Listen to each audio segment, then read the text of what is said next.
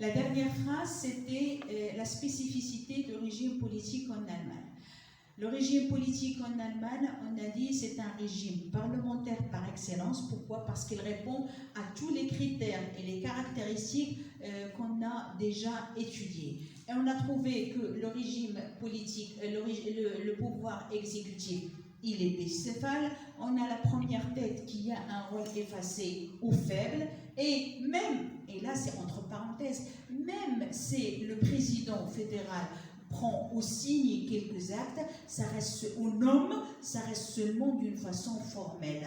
Par exemple, s'il nomme le chancelier, c'est une procédure qui est formelle, parce qu'on sait déjà que le chancelier, il appartient au parti majoritaire arrivant au pouvoir. Si par exemple il signe des traités, ces traités-là sont déjà été étudiés au sein du gouvernement et le chancelier, et ils sont d'accord. Comme je vous ai dit, même s'il prend des actes où il a un pouvoir, il reste un pouvoir formel. C'est tout. Même ses propositions sont formelles. Le vrai pouvoir, il est entre les mains du chancelier ou la chancelière. C'est lui ou c'est elle qui dirige la politique générale ou la politique publique ou la politique de l'État. C'est elle qui décide maintenant, Angela Merkel, c'est elle qui décide, c'est elle qui dirige, c'est elle qui gère, c'est elle qui prend toutes les mesures. Elle et le gouvernement, son gouvernement. Concernant le pouvoir législatif, on a dit que c'est un pouvoir qui est bicaméral. On a la chambre basse et la chambre haute, le Bundestag et le Bundesrat. Le Bundestag, ça veut dire la chambre basse, il est constitué des députés. Qu'est-ce qu'ils font les députés? Ils font les trois fonctions traditionnelles. Légiférer, adopter le budget et surtout contrôler. Par contre, le Bundesrat, c'est les Länder, ça veut dire les régions, ils représentent les Länder de l'État. Et ils s'occupent aussi des affaires européennes. On a dit que la spécificité du régime politique en Allemagne, c'est ça, c'est cette motion de censure constructive. Ça veut dire si je veux renverser le gouvernement, si je veux obliger le gouvernement à partir, je dois trouver une solution, je dois trouver l'alternative pour éviter le vide et pour éviter la crise politique. Ça veut dire qu'on a besoin d'une stabilité politique. La conclusion, qu'est-ce qu'on peut conclure? On peut dire que le régime politique en Allemagne, c'est un régime parlementaire par excellence, et il y a une séparation du pouvoir, il y a un contrôle mutuel, ça veut dire qu'il y a une certaine collaboration entre le pouvoir législatif et le pouvoir exécutif. Le judiciaire aussi, il existe en Allemagne, et il est surtout là, quand on parle du judiciaire, nous, ce qui nous intéresse, ce n'est pas les tribunaux de tous les jours, mais ce qui nous intéresse, nous, c'est le tribunal constitutionnel fédéral qui a un rôle primordial dans le contrôle de la constitutionnalité des lois.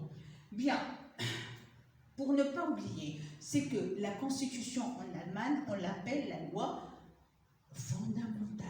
Vous voyez, quand je dis fondamental, ça veut dire qu'il a une place supérieure dans la hiérarchie des normes juridiques. Quand je parle de l'Allemagne, je trouve qu'il a les mêmes caractéristiques que le régime politique en l'Italie. Bien, je vais trouver aussi que le pouvoir exécutif, le législatif, pardon, il est aussi bicéphale. On a un président d'État, il y en a un premier ministre, on l'appelle aussi le chef du gouvernement, ou le chef du cabinet, le chef du gouvernement. Le premier, il a un rôle effacé, il a un rôle protocolaire, et le vrai pouvoir, il est entre les mains du Premier ministre. Quand je dis l'Allemagne aussi, je dis aussi que le pouvoir législatif aussi, il est bicaméral. On a la chambre basse et la chambre haute. Mais faites attention, concernant l'Italie, il a une autre spécificité. C'est que le pouvoir législatif, là je ne parle pas de l'Allemagne, je parle de l'Italie. Le pouvoir législatif en Allemagne, il est égalitaire. Égalitaire, ça veut dire quoi? Ça veut dire même si j'ai la chambre basse et la chambre haute, les deux, elles légifèrent, les deux, elles adoptent le budget et surtout, les deux contrôlent le gouvernement. Si c'est les deux contrôlent le gouvernement, ça veut dire que les deux peuvent être destitués, peuvent être dissous, tout simplement. C'est comme je dis toujours, le couple de contrôler la dissolution et être renversé.